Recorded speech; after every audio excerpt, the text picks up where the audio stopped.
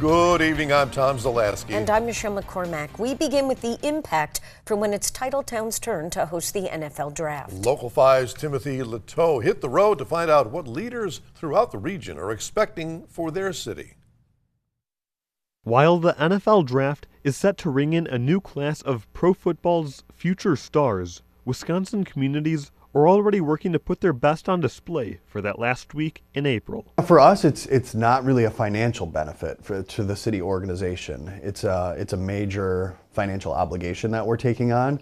We're glad to do it because of the community benefits that I think are going to be accrued. Additional municipal services needed for the NFL Draft fall on the city of Green Bay's shoulders. Smaller cities, like here in Wapaka, say that organizations planning the NFL Draft have done a good job keeping them in the loop, as they know that visitors will have to spread out far and wide for lodging. The conversations have been regular, and it's easy to get information and reach out and hear what others are experiencing, and so that's been a great experience for us. Shuttles for the hour and 15-minute drive from Wapaka are still being organized, as well as in Manitowoc, which is no stranger to big events, as it has hosted Whistling Straight spectators over the years. The lakeshore city 35 minutes from Lambeau is placing its emphasis on restaurants, rather than organizing separate community events. We found out that they spend most of their day at the golf course, so they just want to go out and eat or do this. So, to have some big thing in Manitowoc really didn't make sense for PGA. An hour to the north, the city of Marinette